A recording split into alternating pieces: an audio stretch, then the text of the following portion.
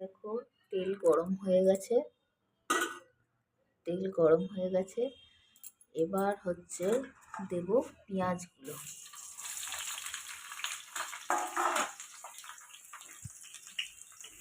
পেঁয়াজগুলো এবার একটু ভাজা ভাজা করবো।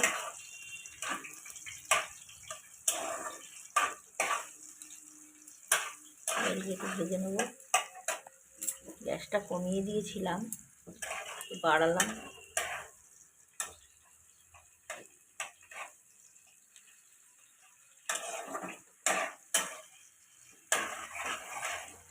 পেঁয়াজটা একটু ভাজা ভাজা হোক। পেঁয়াজটা ভাজা ভাজা হোক। এবার একটু মশলাটা করে নিই, আদা রসুন বেটে নিই, তারপরে তোমাদের সাথে দেখাচ্ছি। ভাজা ভাজা হচ্ছে, আমি একটু চিনি দিয়ে দিলাম, হালকা করে একটু চিনি দিয়েছি, নাড়াবো।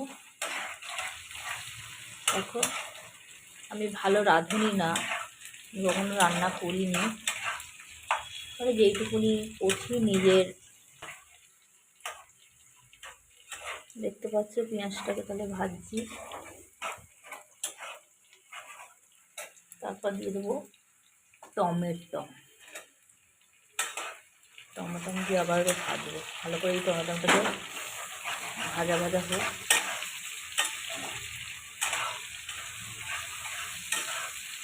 আমরা আবার তেজপাতা খাই না বলে তেজপাতা কিছুতে কিছু দিইনি।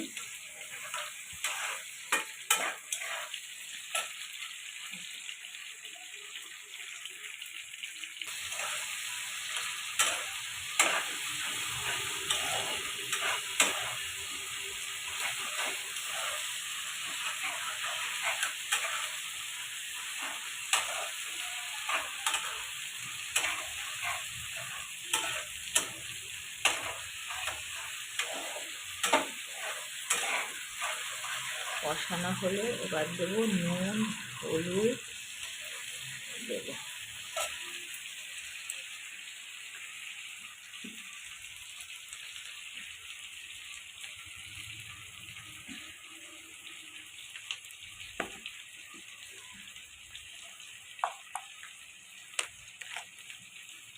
দিলাম হচ্ছে সামান্য নুন,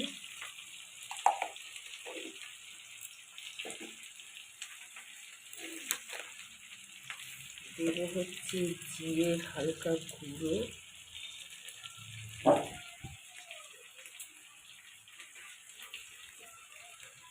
দেবো হচ্ছে লঙ্কার গুঁড়ো দিলাম,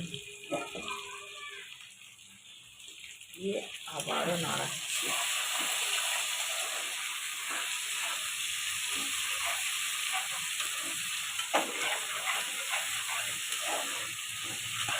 সব অল্প অল্প করে দিলাম, কারণ মাংসের মধ্যে সব অলরেডি মাখানো আছে, তাই জন্য একটু অল্প অল্প করে দিয়ে দিলাম।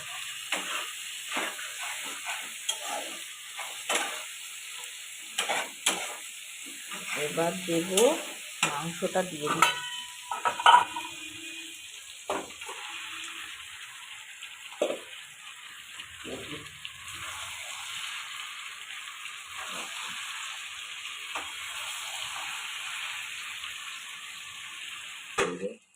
মাংসটাকে ঢাকা দিয়ে রেখেছিলাম, তুললাম, কেমন তেল বেরিয়েছে।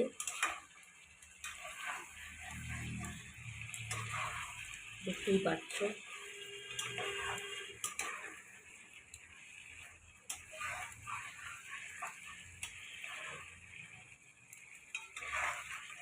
তো ভালো করে একটু কষে তারপরে হচ্ছে প্রেশার কুকারে দেবো। ভালোভাবে কষবে।